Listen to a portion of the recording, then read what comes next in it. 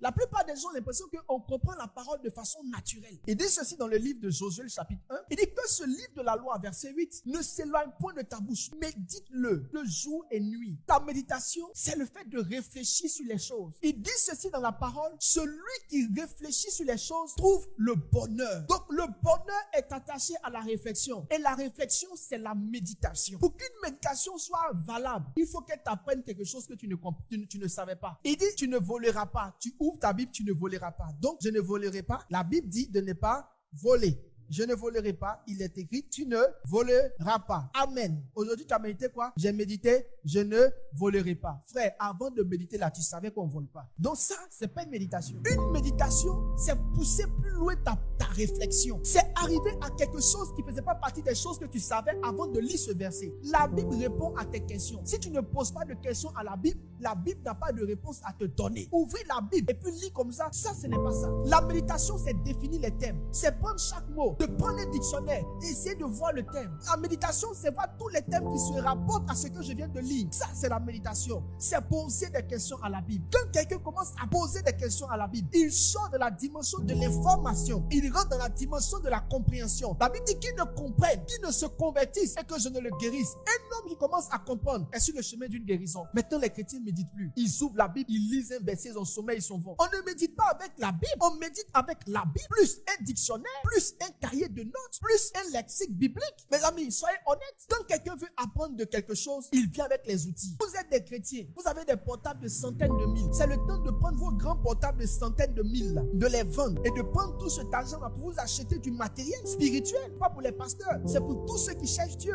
La compréhension de la Bible n'appartient pas aux pasteurs. La compréhension de la Bible appartient aux enfants de Dieu. Il dit, comprends-tu ce que tu lis? L'apôtre Paul a dit à l'autre, il dit, en venant, viens avec les parchemins. Lui, il méditait avec des parchemins. On était étonné qu'il avait un esprit très ouvert sur les secrets de Dieu. Mais lui, la parchemin, toi, tu n'as pas parchemin. Tu as un livre seulement. Mes amis, ayez des parchemins. Ayez des outils. Ayez des éléments. Quand vous vous asseyez comme ça, là, quand quelqu'un passe, il doit sentir que l'heure est grave. La méditation, c'est comme de la cuisine. Une sauce graine qui cuit en 15 minutes, ne mangez jamais. Vous aurez mal au ventre. Ça demande du temps pour que la sauce cuise. Donc, quand tu t'assois pour méditer, assieds-toi. Faut pas méditer un pied levé, un pied en bas. Quand tu médites, tu es assis. Tu bloques le temps. Tu mets tes outils et puis tu laisses l'esprit. Parce que Dieu donne la compréhension à ceux qui payent le prix de la patience. En fait, toi, tu mets tout ça pas pour comprendre, mais tu mets tout ça pour encourager Dieu à t'expliquer. Parce que c'est l'esprit qui explique la parole. Personne ne peut interpréter l'esprit. Ou du moins, la parole, c'est l'esprit. Mais l'esprit interprète ta parole pour ceux qui prennent le temps. Ils sont assis, ils mettent les livres, ils mettent les documents, ils sont là, ils lisent, ils relisent une fois, deux fois, trois fois. Toi, tu lis la chose une seule fois. Il y a d'autres, mais eux, ils sont trop forts même. C'est-à-dire qu'eux, ils sont là. La Bible est là. Aujourd'hui, Seigneur, je médite quoi? Conduis-moi, conduis-moi, conduis-moi, conduis-moi. Abracadabra.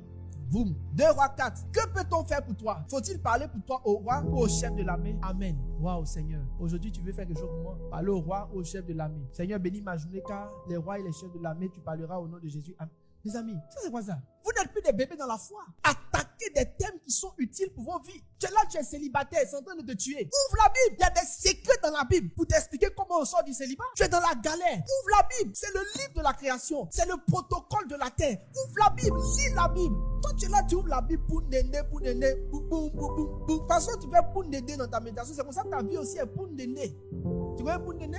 Méditez franchement. Méditez comme des guerriers. Abordez la Bible avec des challenges précis. Allez-y chercher Dieu. Et Dieu est fidèle pour vous donner une réponse. La révélation, c'est la transpiration. Il y a l'effort et la douce sueur de la connaissance de Dieu qui coule sur ton front, qui ouvre tes yeux et qui te fait changer de niveau. Comprends-tu ce que tu lis? Tu ne pourras pas comprendre si tu ne changes pas ta manière de faire. Au stade où tu es arrivé là, toi tu as besoin d'étudier des thèmes par rapport à ton niveau de croissance, par rapport à tes besoins, par rapport à tes combats. Si tu as une bonne Bible, qui est un lexique, qui répertorie tous les thèmes, tu auras les thèmes avec lesquels tu vas travailler.